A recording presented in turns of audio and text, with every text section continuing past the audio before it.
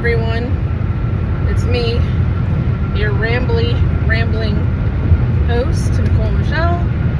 Hope everyone is doing great-ish, enough, whatever. Thought I'd skip today, as usual. I'm like, skip last week. I'm like, I don't know if I really wanna, I have my dog with me in the car, and sometimes he can be a little annoying. And I'm talking about you. And you can see him out of the corner of my eye looking at me. And I just didn't know that I felt like doing it. But then I started thinking, I started out kind of rushing. I thought I had planned enough time to go get coffee and swing back by the house and then head off to work.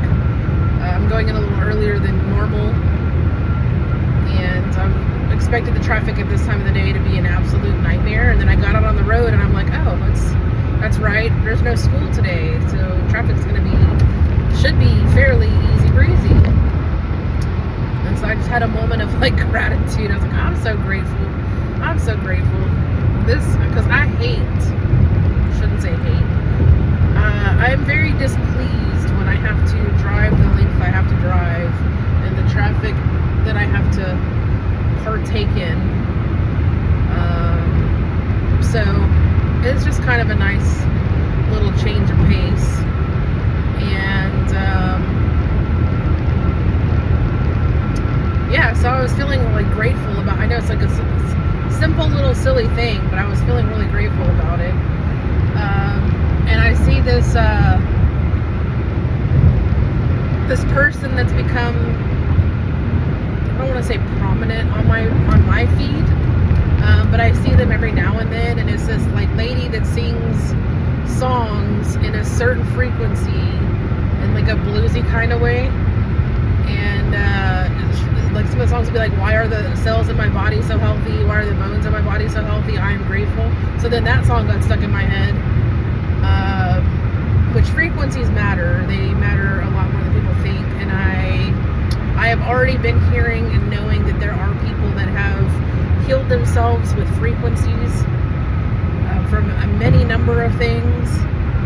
And so that's just kind of where my head was at. And I was like, I should just hop on and just remind people to be grateful. Because I was having a conversation with a good close friend of mine yesterday. We were talking about anxiety. We've both struggled with anxiety. We've both struggled with depression. We both had kind of rough upbringings where people were not as nurturing as they probably should have or could have been. If they were present at all, you know what I mean? And it's funny because we both were talking about how we ironically feel gratitude for it. For so long we've held so much anger and resentment and sort of hatred and self-loathing and victimhood mentality because of it.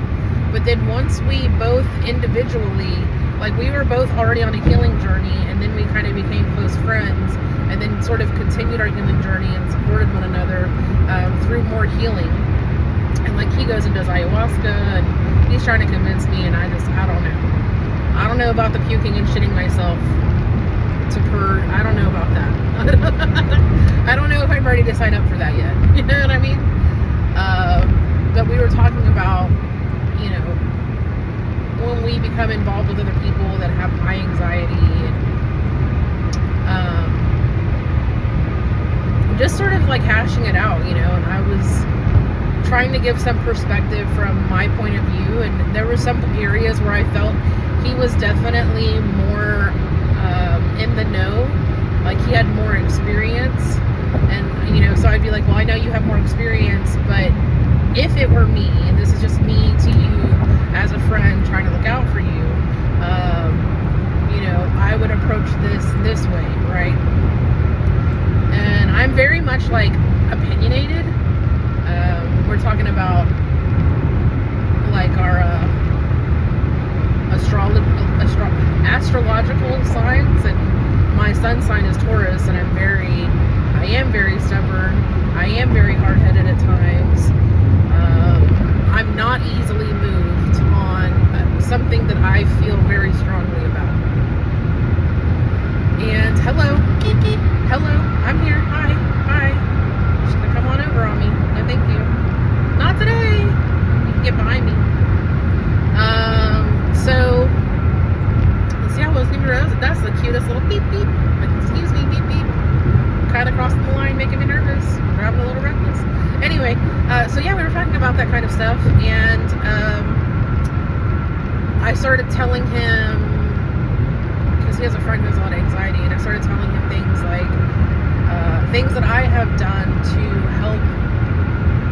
First of all, before I try to pretend like these techniques and tools are enough to really help you get a grip and handle on it,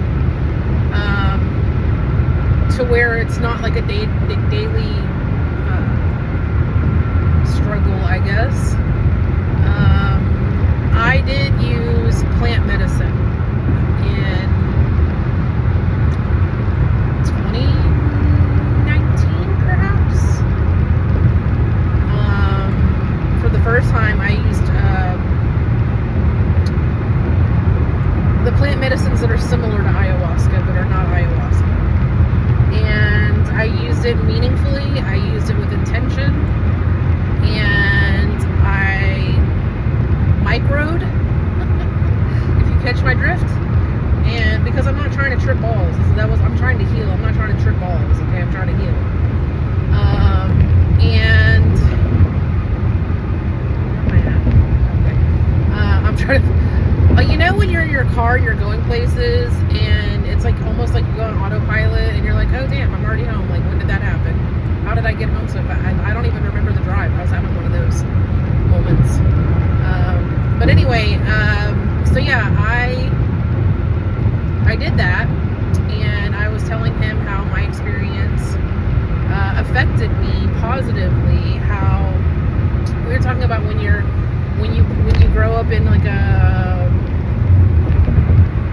how do I want to describe it? I mean, it was abusive. When you grow up in an abusive household, people will say it's not, whatever. I believe that it is. I mean, when you're constantly put down, when you're hit, when you're afraid, when you're, you can't not say that's not abusive. But we were talking about how we have these struggles that are from our trauma, and even though we've done a lot of work to heal things, we still find ourselves in moments where we're like, I thought I already dealt with this. What the fuck? You know what I mean? Like, why am I still dealing with this? But I did that, and I was telling him, that's where I was going. So I'm telling you the reason about my experience. So when you grow up in those situations, you tend to feel very separate, you know. And when you've had weight problems, so I was a thin little tiny girl. I had a rough upbringing. I think when I was sexually abused, I put on a lot of weight as a small child. I think it was right after that I put on weight. Subconscious protective measures. I'll be unattractive so nobody wants to touch me. That's how that works. So that's why I don't let it bother me when if people ever wanted to make comments about me, I try not to let it bother me, but let's be real. We're all bothered by our insecurities, but still, it is what it is. Like, this is my body, and this is my vessel, and I'll change it or I won't. You know what I mean? Like, that's kind of, I'd like to, but sometimes it's hard. Sometimes it's just hard. Like, it just, you know.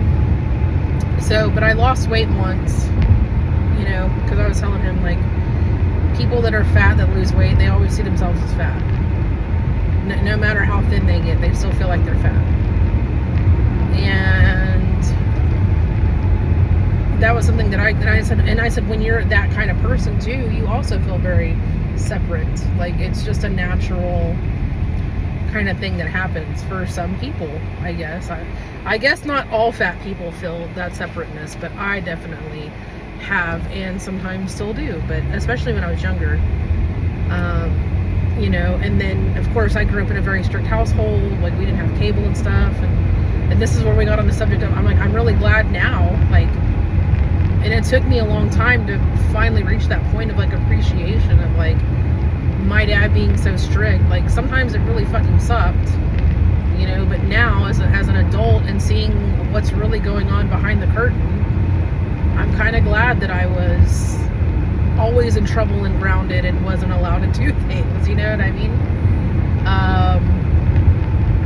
So even though I felt very sheltered and like whatever, but you feel a sense of separateness. And when I had my micro session,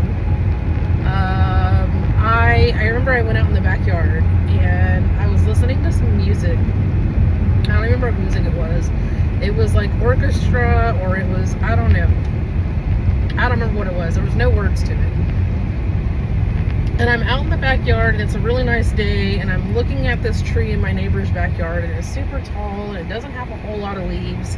And I'm looking at it and it's just like glowing golden, and I just have this overwhelming feeling of like not being separate, you know. And there was this one point during my session where I very much got this message that you are pure love and you have nothing to be afraid of.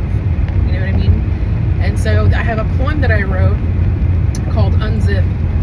And it took me, I think, a year or two to write that, because when I first started it, I was in a very dark place. I shouldn't say dark. I was struggling. I was very much struggling. I think people could easily describe it as dark, but I don't think it was as dark as it was just like, I felt stuck. And I didn't know how to get out of the situation that I was in emotionally. To not be so sad all the time and not be so anxious all the time and stuff like that. And then after I did this personalized treatment, I learned about it 4 years before I actually got my hands on the product. And then when I did, I did it, like there were other people at home, and I'm like, hey, look, I'm going to do this. If something goes wrong, this is what I'm using. It's over here. Okay. And, whatever, right?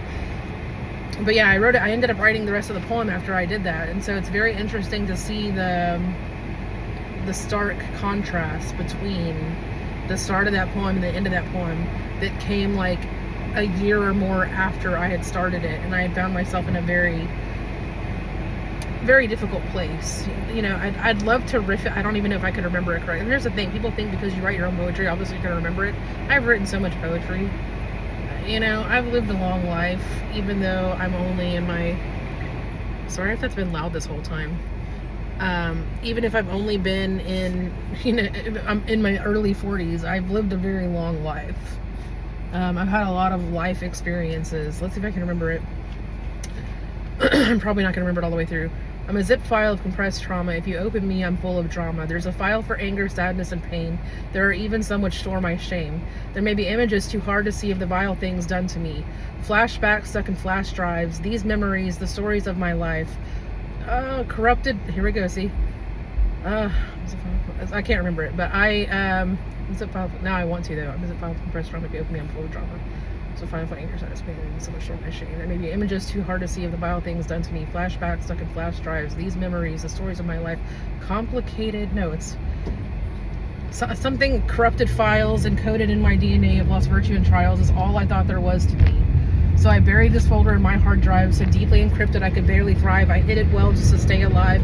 I'm fine, I'd say, as I winced and lied, and I was shitty to escape your pity.